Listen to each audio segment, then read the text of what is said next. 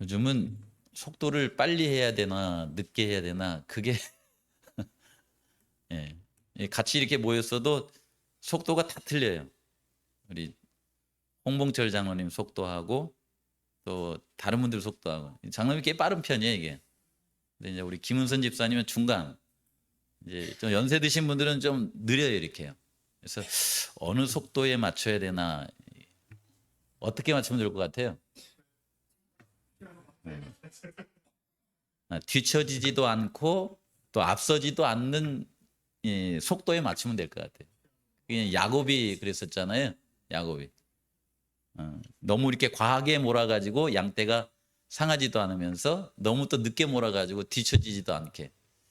우리 성도님들께서 우리 이제 몸이 좀 안 좋으셔서 조금 느리신 분도 이해하고, 또 내 생각이 빠르다고 해가지고 너무 재촉하지도 않고, 그렇게 서로 간에게 맞춰서 신앙 안에서 행복하고 이렇게 즐겁게 사시는 우리 성도님들이 되시길 바랍니다.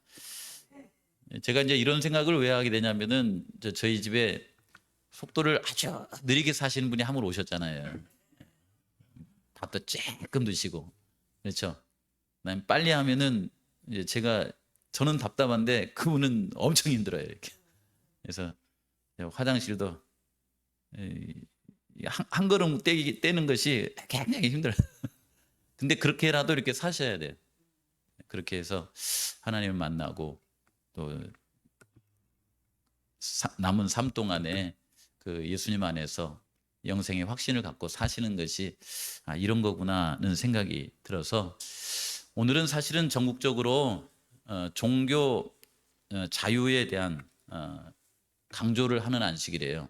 그래서 제가 설교문도 받고 했지만은 그건 뭐 그대로 이렇게 하면은 우리 성도님이 힘들 것 같아서 요한복음 12장을 중심으로 해서 우리 안에 종교, 신앙의 자유와 종교의 자유를 주신 의미를 한번 생각해 보는 시간을 좀 갖도록 하겠습니다. 요한복음 12장이에요. 잘 안 보이시겠지만은 제가 한번 읽어 드릴게요. 요한복음 12장 23절부터 26절까지. 예수께서 대답하여 이르시되 인자가 영광을 얻을 때가 왔도다. 인자가 영광을 얻을 때가 왔다. 이렇게 말하죠. 예. 흔히 성경에서 보시면은 인자가 영광을 얻을 때면 인자 때문에 누가 은혜를 얻어요? 죄인들이 은혜를 받습니다. 예.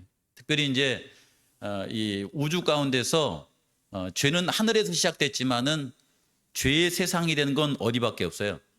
이 지구밖에 없습니다.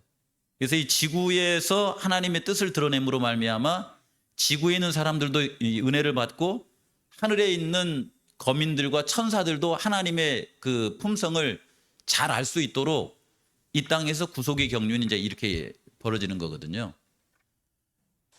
예수께서 대답하여 이르시되 인자가 영광을 얻을 때가 왔도다. 내가 진실로 너에게 이르노니 하늘의 밀이 땅에 떨어져 죽지 아니하면 하늘 그대로 있고 죽으면 많은 열매를 맺느니라. 자기의 생명을 살아나는 자는 잃어버릴 것이요 이 세상에서 자기의 생명을 미워하는 자는 영생하도록 보존하리라. 사람을 나를 섬기려면 나를 따르라. 나 있는 곳에 나를 섬기는 자도 거기 있으리니 사람이 나를 섬기면 내 아버지께서 그를 귀히 여기시리라. 인자가 영광을 얻을 때가 왔다. 그 말은 이제 무슨 말인 것 같습니까? 많은 열매를 맺으려고 그분께서 하늘의 미랄처럼 죽을 때가 왔다. 그 말씀이겠죠. 예.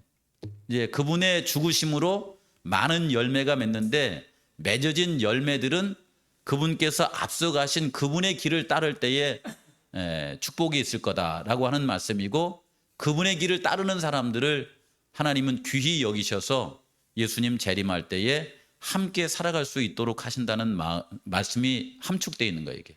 그게 하나님의 영광입니다. 우리가 이제 이번 한 기 동안 교과 공부를 이렇게 하면서 교과 공부의 제목이 뭐예요? 대쟁투예요. 대쟁투. 그 앞에다가 세 자를 붙이면 뭐예요?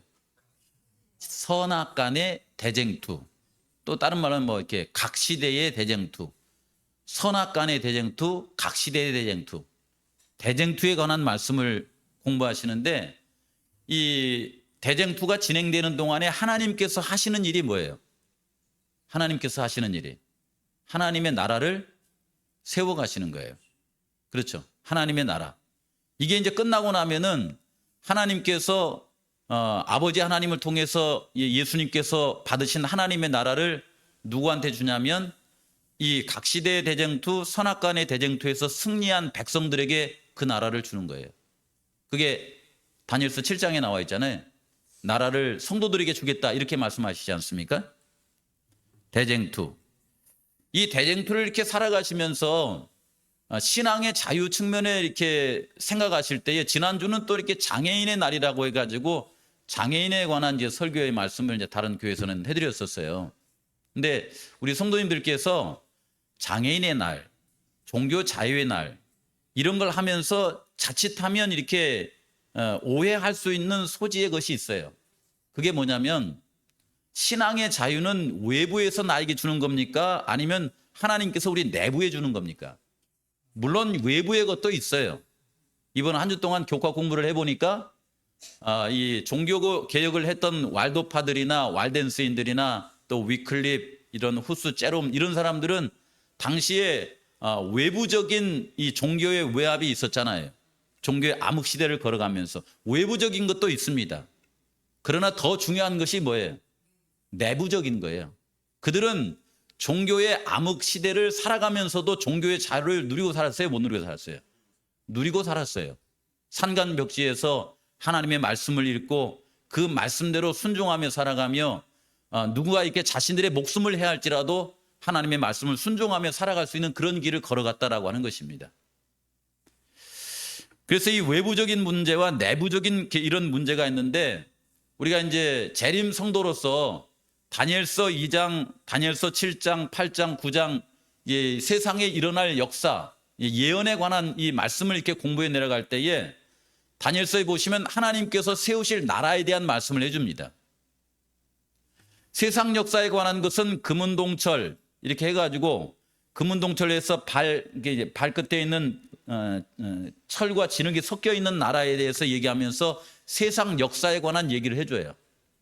그런데 세상 역사에 속하지 않는 다른 한 나라를 세운다 그러죠. 세상 역사는 잠시 있다가 사라질 나라들입니다. 그런데 하나님께서는 잠시 있는 나라가 아니라 영원한 나라를 세우시겠다 이렇게 말씀하세요. 여기에 하나님이 한 나라를 세우시리니 이것은 영원히 망하지도 아니할 것이요 그 국권이 다른 백성에게로 돌아가지도 아니할 것이요 도리어 이 모든 나라를 쳐서 멸망시키고 영원히 설 것이다. 이게 누구의 나라예요?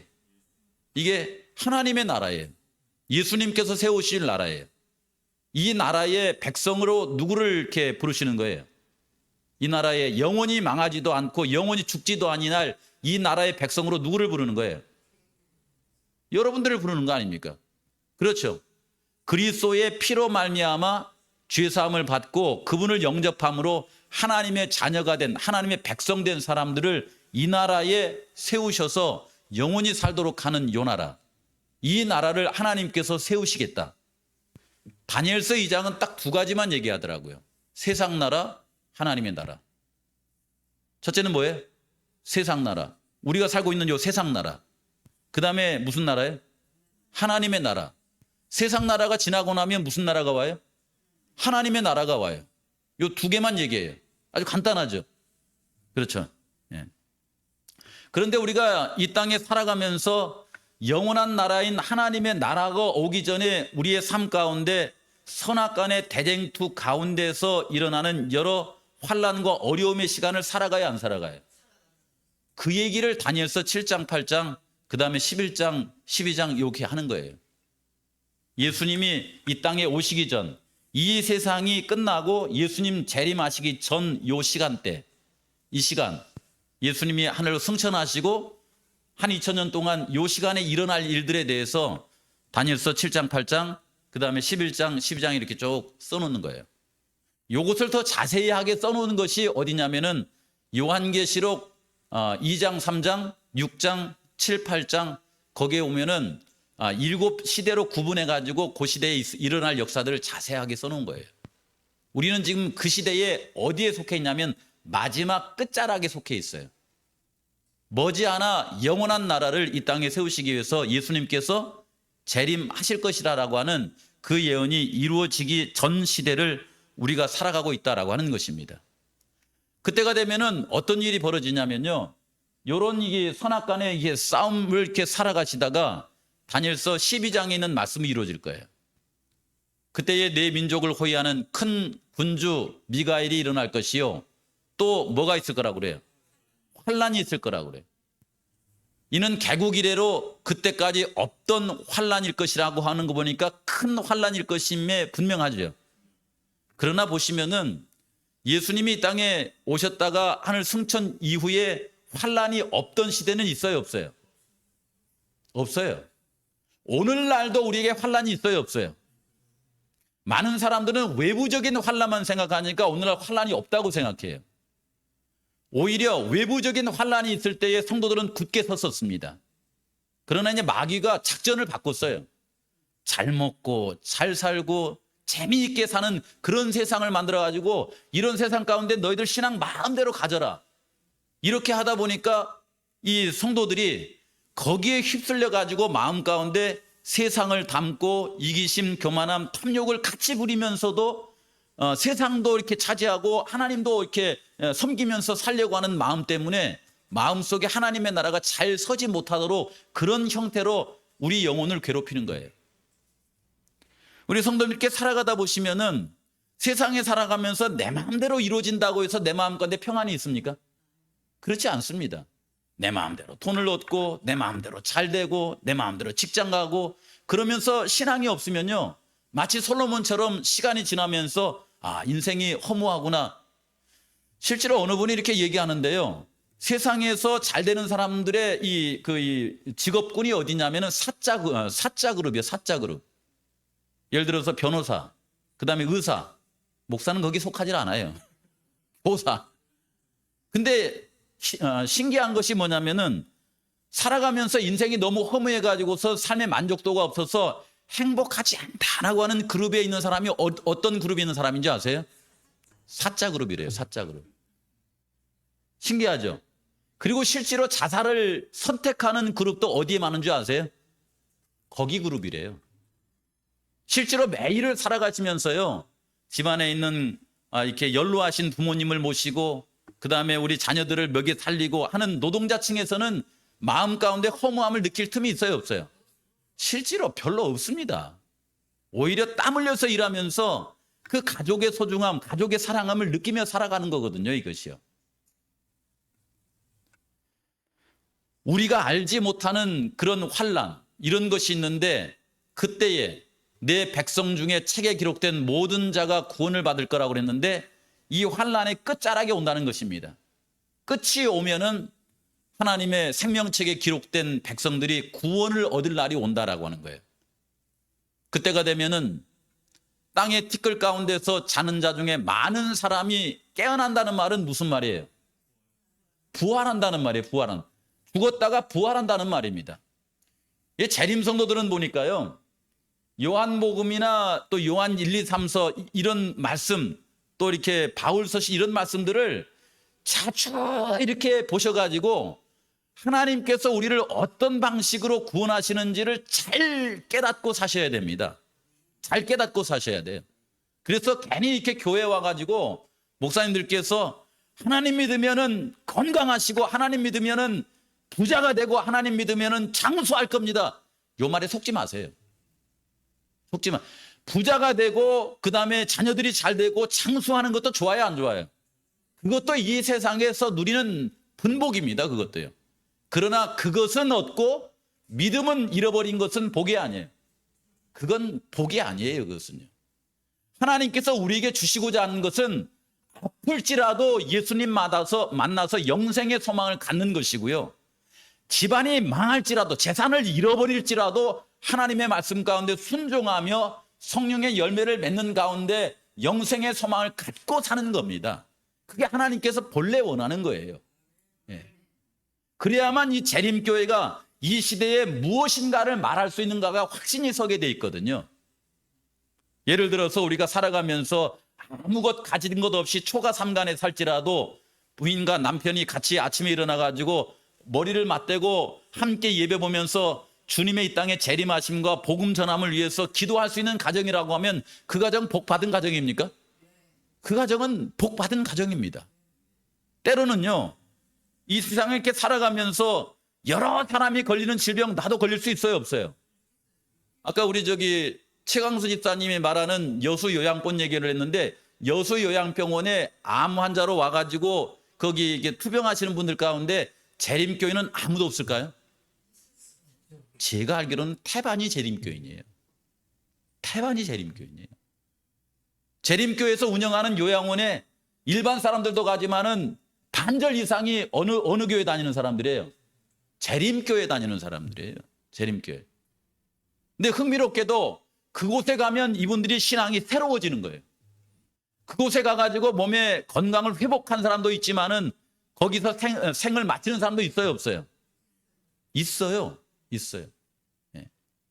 그렇지만 분명한 것은 그들이 그런 삶 속에서 하나님께서 우리를 얼마나 사랑하시는지를 깨닫고 남은 생애 동안 하나님께서 생명을 주시든지 그러시지 않든지 간에 하나님의 복음을 깨닫고 주님 안에 기도하면서 하나님 저에게 다니엘처럼 그 다음에 요한처럼 장수하는 은혜를 주시거든 그 시간을 살아가면서 복음을 잃지 않고 재림의 소망 가운데 살게 하시고, 혹 베드로나 이렇게 다른 제자들처럼 짧은 생애를 살지라도 하나님의 영광을 드러내면서 그렇게 살게 해주십시오 하면서 복음의 본질을 깨닫고 살아가는 그 자체가 뭐냐면 복음이에요. 그게 자유예요, 자유. 그런 거거든요, 이것이요. 사실 우리는 그런 기별을 전하면서 살아야 되는 그런 백성들입니다. 그런 마음을 가지고 살면서 건강하게 오래 사는 건 축복이 아니에요. 그건 축복입니다, 여러분. 근데 사실 신앙을 잃어버리면서 오래 사는 건 뭐예요? 사실 그냥 이 세상적인 축복입니다, 그것은요.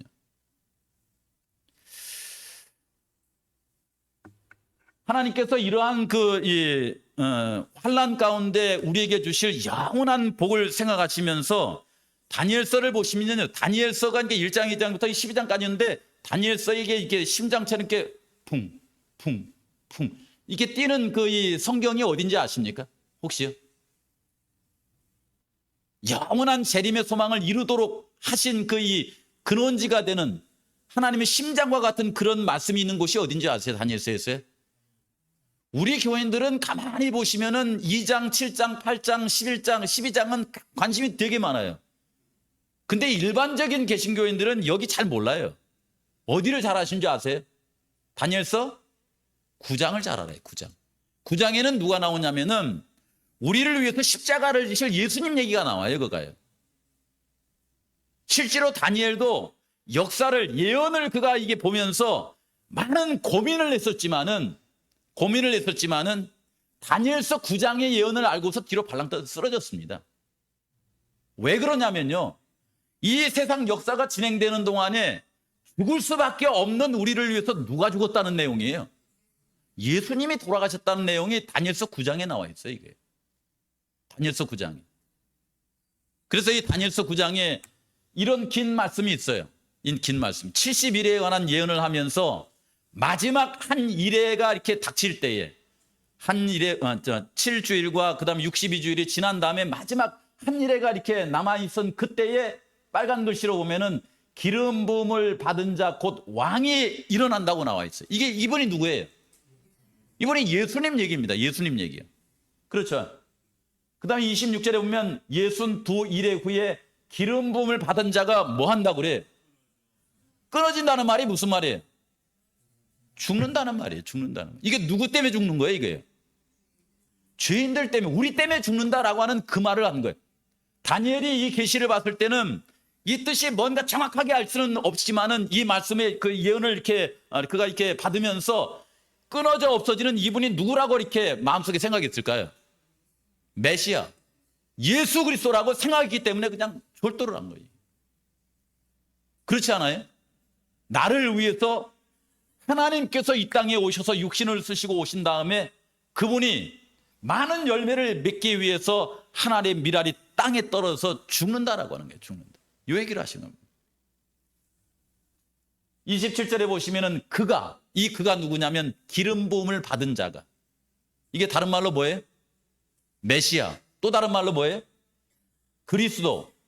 이게 예수님이 땅에 태어나실 때 그의 이름을 뭐라고 부르라고 그랬어요? 예수. 자기 백성들의 죄를 용서하실 자 예수. 그 다음에 요 기름 부음을 받을 자를 이렇게 이어서 이야기하면 어떻게 되는 거예요? 예수 그리스도. 예수 그리스도. 그가 장차 많은 사람들과 더불어 한 일의 동안에 언약을 굳게 정하겠고 그 일의 절반에 제사와 예물을 금지할 것이다. 말하자면 구약 시대 동안에 많은 제사와 예물을 드리면서 예배를 드렸었는데 이제 그분께서 이 땅에 직접 오셔서 그분의 생명을, 그분의 피를 흘릴 것이다 라고 하는 말씀을 여기서 하고 있는 거예요. 그래서 이 말씀을 생각하면서 아까 요한복음 12장에 이 말씀을 한 겁니다. 실제로 이 요한복음은 다니엘서 9장에 있는 말씀을 이게 설명하는 것과 같은 말씀이라고 해요. 처음부터 끝까지 뭐만 얘기하냐면 예수님이 돌아가실 거야, 예수님이 돌아가실 거야, 그 얘기만 해놔요. 요한복음 12장은요. 뭐 때문에요? 죽을 영혼들을, 죄인들을 살리시기 위해서, 그들을 하나님의 자녀 삼기 위해서, 그들에게 영원한 생명을 주기 위해서 이 일을 할 것이다라는 그 말씀만 줄곧 합니다. 한번 읽어볼까요? 예수께서 대답하여 이르시되 인자가 영광을 얻을 때가 왔도다. 24절 시작. 내가 진실로 진실로 너에게 이르노니 한 알의 밀이 땅에 떨어져 죽지 아니하면 한 알 그대로 있고 죽으면 많은 열매를 맺느니라. 이게 아무 사람이나 죽는다고 이렇게 많은 열매를 맺습니까? 이게요? 여러분, 그렇지 않습니다. 그렇지 않아요. 이 땅에 살면서도 뭔가 좀 고상한 죽음들이 많이 있었어요? 없었어요? 많이 있었습니다. 많이 있었어요. 근데 예수님께서 여기서 하시는 한 알의 밀이 땅에 떨어져 죽는 요 얘기는 어디에 해당하는 거냐면 다니엘서 9장 27절에 그 기름 부음을 받은 자의 죽음에 관한 얘기를 하는 거예요, 이것이요. 이분의 죽음을 얘기를 말하는 것입니다. 실제로 로마서 5장, 6장에 있는 말씀에 보시면은 한 사람이 죽음으로 말미암아 많은 사람을 살렸다는 말씀이 나오죠. 그분이 누구예요? 그분이 예수님입니다. 예수님. 고린도전서 15장에도 보시면은 누가 와가지고 많은 사람의 생명을 살렸다고 그래요? 둘째 아담, 예수님이 이 땅에 오셔가지고 많은 사람의 생명을 살렸다 이렇게 말합니다. 이 세상에 그냥 여러 희생들을 말하는 게, 예를 들어 소방서 이렇게 직원들도 희생할 수 있고, 경찰관들도 희생할 수 있고, 군인들도 희생할 수 있고, 교회 다니는 장로님들도 희생할 수 있고, 목사님들도 희생할 수 있고, 그걸 얘기하는 겁니까 지금 이게요? 그걸 말하는 게 아니에요. 이건 예수님의 희생을 말하는 겁니다. 예수님의 희생. 그렇죠. 이런 예수님의 희생, 예수님의 이 우리를 위해서 대속하신 그분의 사랑을 우리 성도님 우리의 마음속에 받아들이고 살아가십니까? 이분의 죽으심이, 이분의 이 땅에 오심이 무엇을 이루었냐면은 예수 그리스도 초림하실 때에 주의 성령이 내게 임하시니 이는 가난한 자들에게 복음을 전하게 하시려고 내게 기름을 부으시고 나를 보내사 포로된 자에게 뭘요? 자유를, 눈먼 자에게 다시 보게 함을, 그 다음에 눌린 자에게 자유케 함을. 이게 사실 이제 오늘 종교 자유의 날 이렇게 하면서 내용들이 대부분은 외부의 것으로 이렇게 많이 쓰여져 있어요. 예를 들어서 우리가 안식일 날 시험 보고 싶은데 이 나라가 아직은 그걸 허락하지 못한 교육제도가 많은 그런 것들 얘기하고, 그렇죠. 그다음에 우리나라는 종교 자유가 허락이 되어 있는데 북한은 있어요, 없어요? 그런 외부적인 것들, 중국의 이런 얘기들로 이렇게 많이 이제 소개되고 있습니다. 그래서 이게 또 때로 과하면은 오히려 이 종교 자유를 부르짖다가 이 기독교의 본질을 잃어버리는 경우도 또 있더라고요. 근데 여기서 이게 말하는 자유와 다시 보게 함과 그다음에 눌린 자에게 이렇게 자유를 전하는 이것은 예수님 당시에 그 유대인들이 로마의 이 속국에 사는 동안에, 그 다음에 초대교회 시절, 더 나아가서 7교회 시대 계속해서 여기서 시작된 이 복음, 신앙 안에서 자유는 계속 이어져 내려왔습니까? 아니면 끊겼습니까? 이게 내부적으로는 끊긴 적이 없습니다.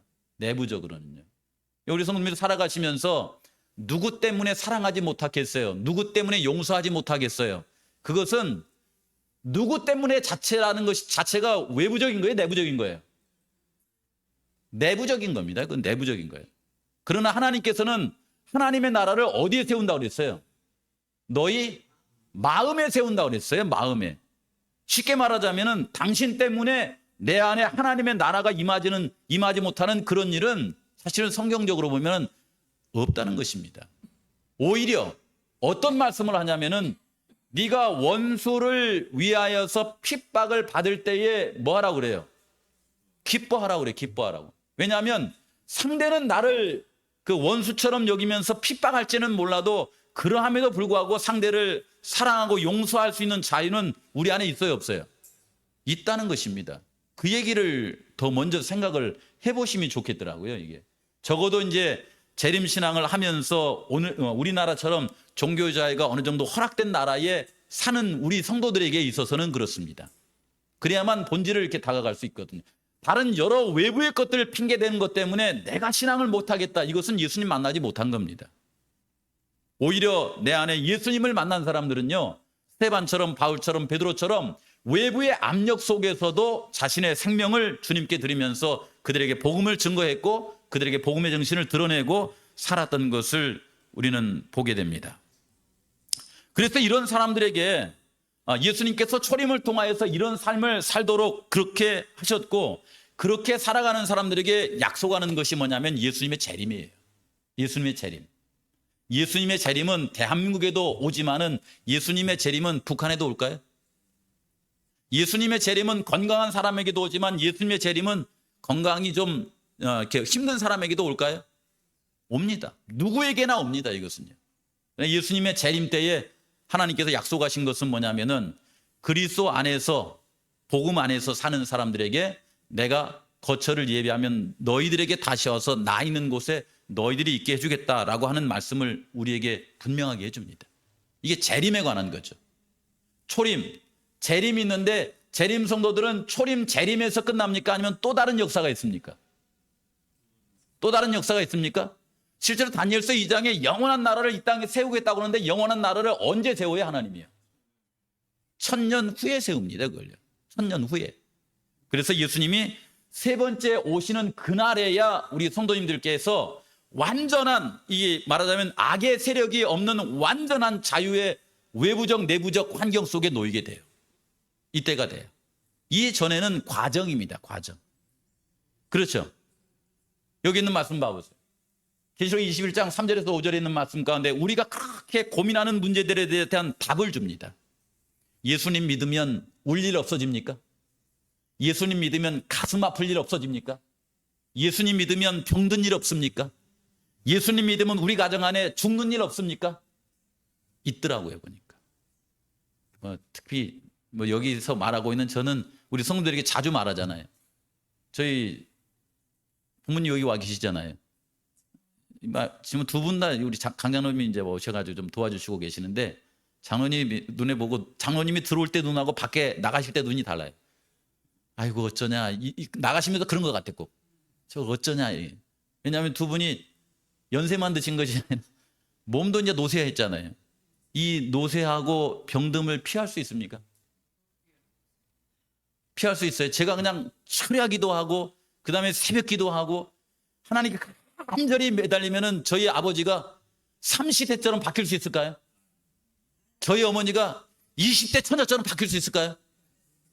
제가 그냥 이 일을 위해서 40일 동안 금식 기도하면 그렇게 될 수 있을까요? 없잖아요. 이게 피할 수는 없습니다. 그러나 이제 예수님께서 세 번째 오시면 그 모든 것이 다 정리가 될 거라 이렇게 말씀하십니다.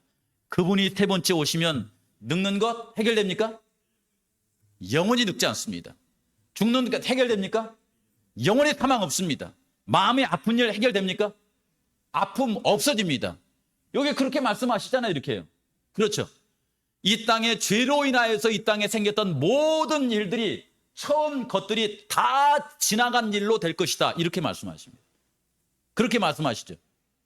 왜냐하면 예수님께서 이제 이 땅을 완전히 새롭게 만드실 것이기 때문에. 이 땅에 살아가면서 예수님을 만난 사람들은 이런 경험들을 마음가운데 늘 하고 사는 그런 경험들이 있으면 좋겠다라는 생각이 듭니다. 로마서 5장 6절 아까도 말씀드렸지만은 우리의 구원을 위해서 하나님께서 이 땅에 보내신 독생자 예수님, 그분 안에서 우리 성도님들께서 신앙 안에 살아간다고 하면은 우리를 얽매고 있는 모든 것에서 우리에게 자유를 약속하십니까? 약속하십니다. 그렇죠. 때로 우리가 살아가면서 육신의 정욕과 욕심 이런 것 때문에 괴로워할 때에도 그 하나님께서 보내신 그 예수 그리스도를 의지하면서 주님, 저에게 이러한 일이 있는데 저를 좀 도와주세요 하면서 주님께 기도하면 그분께서 그런 문제를 해결해 주십니까? 해결해 주십니까? 대답을 잘 저한테 물어보세요. 거꾸로요. 목사님 해결해 줍니까? 물어보세요. 참 어렵습니다. 참 어려워요. 왜냐하면은 이 내 마음속에 있는 이 육신의 이 정욕이 마치 거머리처럼 딱 달라붙어 가지고요. 요거 떼내면 마치 죽을 것 같읍디다. 이거 떼내면은 망할 것 같읍디다. 이거 없으면은 진짜 그냥 숨도 못 쉬고 살 것 같읍디다. 이게 실제로 육신의 정욕이 얼마나 우리에게 가까이 있는가를 이렇게 표현하는 거예요.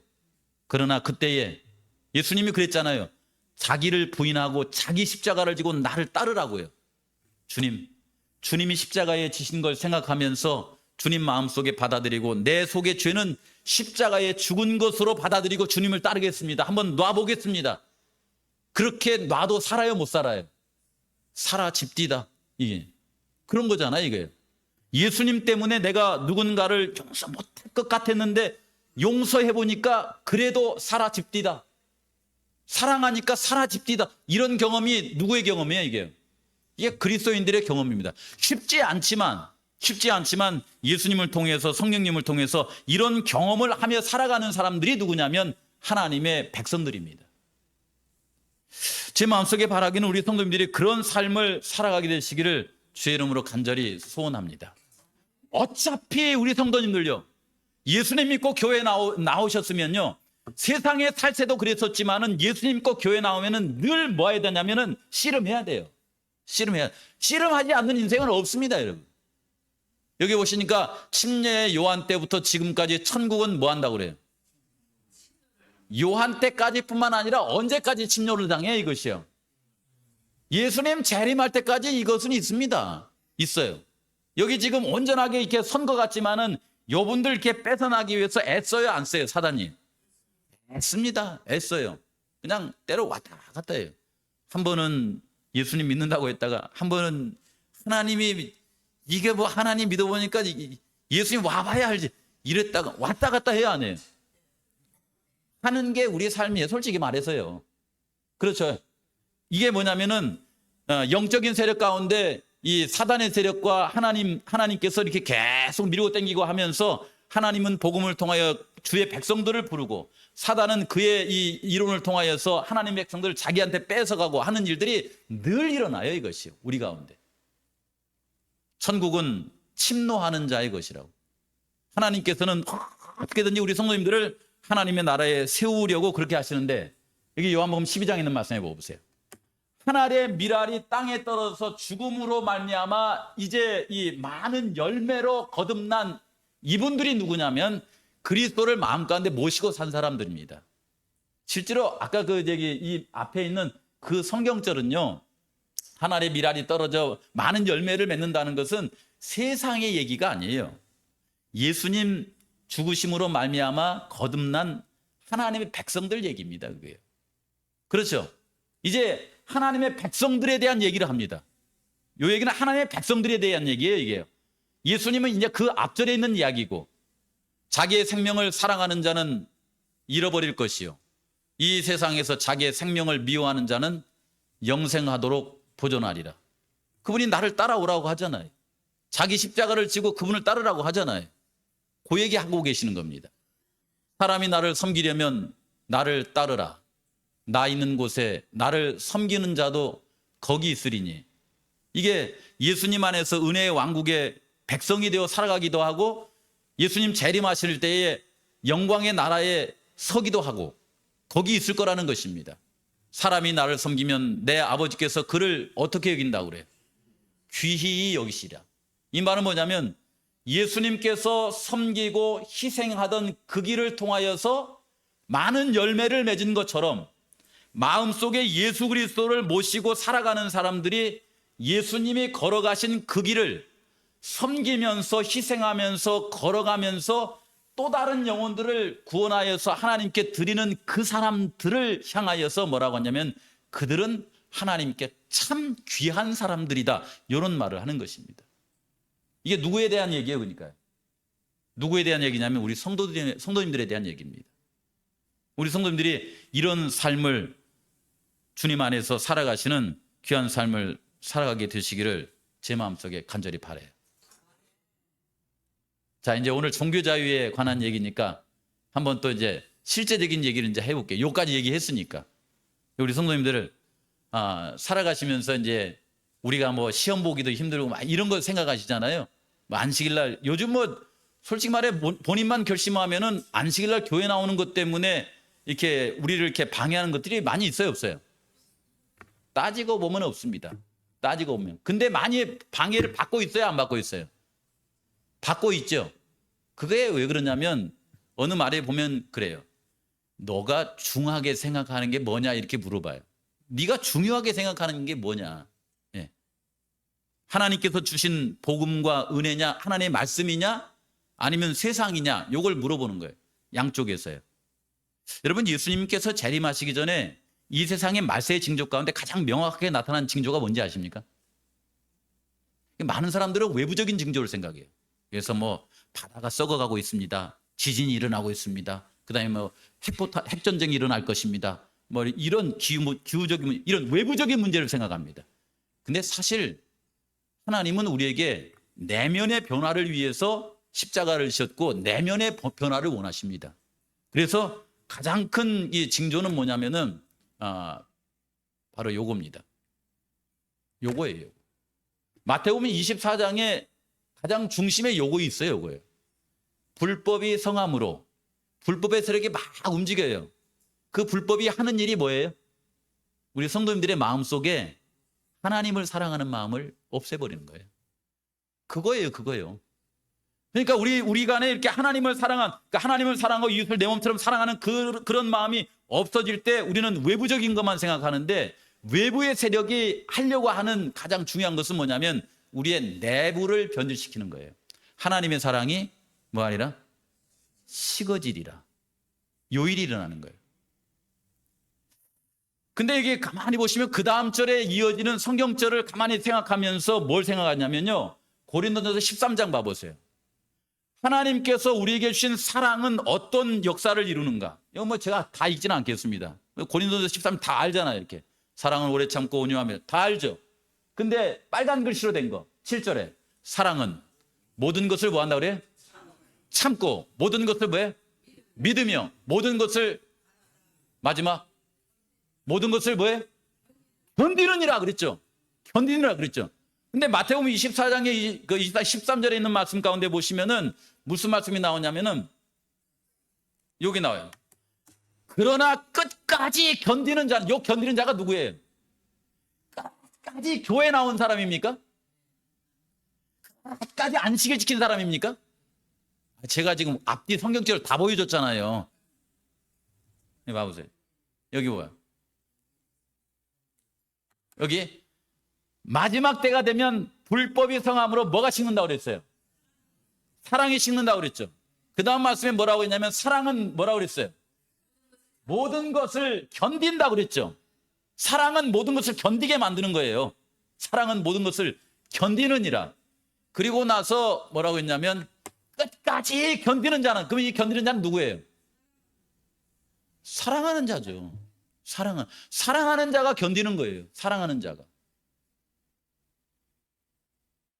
그렇죠. 이해돼요? 안 돼? 이것도 안 되는 것 같아 지금. 가만히 보니까 안 되는 것 같아. 여러분이 다니엘서 12장에 환란이 있을 거라고 그랬잖아요. 환란의 대부분의 환란은 외부적인 환란일까요? 내부적인 환란일까요? 이게 외부적인 것도 있어요. 없다는 게 아닙니다. 근데 내부적인 것만 잘 이겨내시면 외부적인 거 이겨내실 수 있기 때문에 이 말씀을 드리는 거예요. 여러분, 예수님 이 야곱이 이제 외삼촌 집에서 갔다가 이제 고향으로 돌아가잖아요. 돌아가면서 그 야복강가에서 그 야곱의 환란을 이렇게 겪는다고 하지 않습니까? 야곱의 환란을 겪는데 그 야곱에게 있어서 가장 큰 그 문제는 뭐였어요? 자기를 죽이려고 오는 형과 그 이 형의 군사들이었습니까? 아니면 야곱이 지금 그 밤 동안에 뭘 위해서 씨름하고 있는 거예요? 뭘 씨름하냐면 자기 생애 가운데 뿌려놓은 자기의 죄악의 씨앗 때문에 지금 씨름하는 거예요. 그것 때문에 씨름하는 겁니다. 자, 아까 제가 다니엘서 9장 말씀드렸는데 우리의 죄 문제를 해결하기 위해서 하나님께서 뭐 하셨어요? 기름 부음을 받은 자를 세우시고 그분으로 하여금 죽게 만든 거예요. 그분으로 하여금 죽게 만든 겁니다. 쉽게 말하면 우리의 죄 문제를 해결하기 위해서 누가 죽었어요? 예수님이 죽었어요. 여기 봐보세요. 여기 하나님께서 이제 마지막 이 환란의 기간을 지나는 동안에 하나님 저의 죄 문제 할 때에 요일이 있어요.